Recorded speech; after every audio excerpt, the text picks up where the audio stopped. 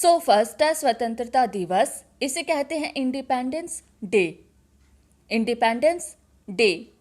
अब नेक्स्ट है राष्ट्रीय ध्वज, इसे कहेंगे नेशनल फ्लैग। National flag.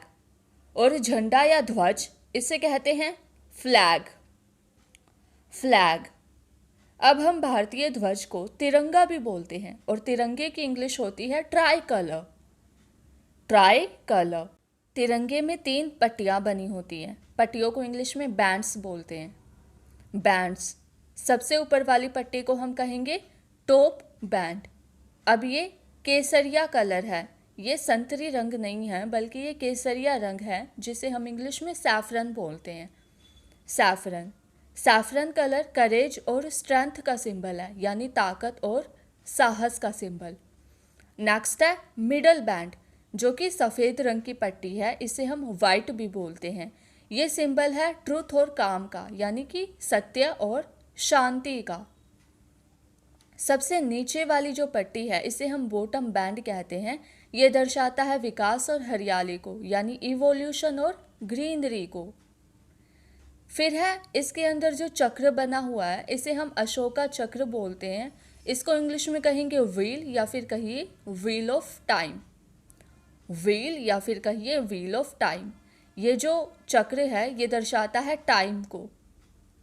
इस चक्र के अंदर 24 तीलियां बनी हुई हैं। तीलियों को इंग्लिश में कहते हैं स्पोक्स। स्पोक। और जो डंडा होता है जिस पे हम तिरंगे को लगाते हैं उसे कहेंगे फ्लैग पोल। फ्लैग पोल।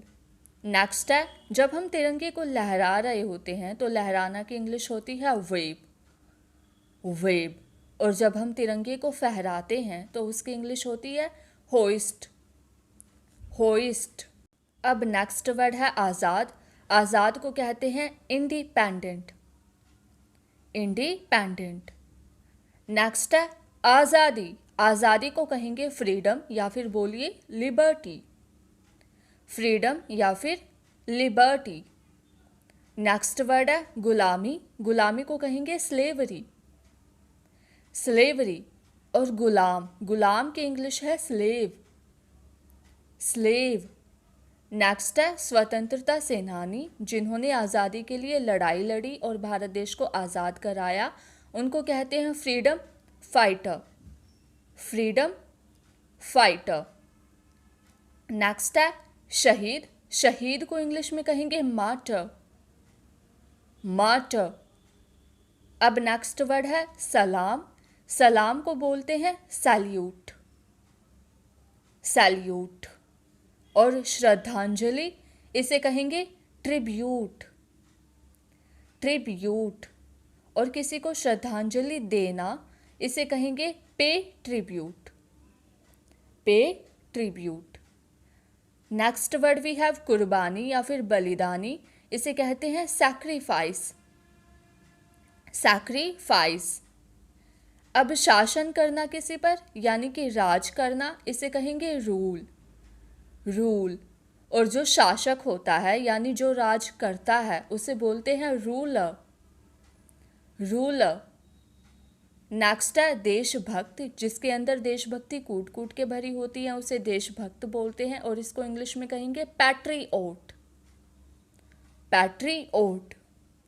और देश प्रेम, इसे कहते हैं पैट्रियोटिज्म। पैट्रियोटिज्म। नेक्स्ट वर्ड है राष्ट्रीय गीत, इसे कहते हैं नेशनल सॉन्ग। National song. और राष्ट्रीय गान, इसे कहेंगे नेशनल एंथम। National anthem. अब नेक्स्ट है राष्ट्र। राष्ट्र को इंग्लिश में कहेंगे नेशन। नेशन। और देशवासी को कहेंगे कंट्री मैन। Country man. अब नेक्स्ट वर्ड है संविधान। संविधान की इंग्लिश है कॉन्स्टिट्यूशन। कॉन्स्टिट्यूशन। अब नेक्स्ट है भाषण, इसे इंग्लिश में कहते हैं speech. Speech. Next word we have लोक नृत्य, इसे कहते हैं फोक डांस। Folk dance. और जो गद्दार होते हैं यानी कि देशद्रोही, तो देशद्रोही को इंग्लिश में बोलते हैं traitor, traitor. Next word we have झांकी। जैसे 15 अगस्त को झांकियाँ भी निकालते हैं तो उसे हम इंग्लिश में बोलेंगे glimpse, glimpse.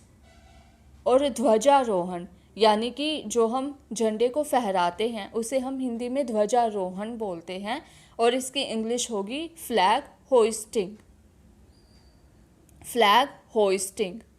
Next word we have लोकतंत्र।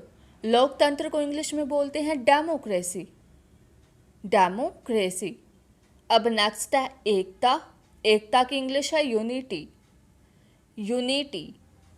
और जो जुलूस होता है 15 अगस्त को उसे बोलते हैं परेड, परेड। अब नेक्स्ट वर्ड है पहचान। जैसे भारतीय झंडा हमारी पहचान है तो पहचान को इंग्लिश में बोलते हैं आइडेंटिटी, आइडेंटिटी। अब नेक्स्ट है शान। जैसे हमारा झंडा हमारी शान है उसे कहेंगे प्राइड, प्राइड। और लड़ाई, लड़ाई को इंग्लिश में बोलते हैं फाइट।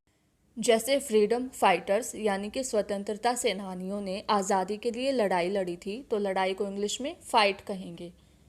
अब नेक्स्ट है आंदोलन। आज़ादी की लड़ाई लड़ते समय आंदोलन भी काफ़ी हुए थे तो आंदोलन को इंग्लिश में कहते हैं protest, protest. Next word we have धूमधाम। 15 अगस्त को हम काफ़ी धूमधाम से मनाते हैं तो धूमधाम को इंग्लिश में बोलेंगे pomp, pomp. And the last one is जश्न। 15 अगस्त को जश्न मनाया जाता है आज़ादी का तो जश्न को इंग्लिश में कहते हैं सेलिब्रेशन, सेलिब्रेशन।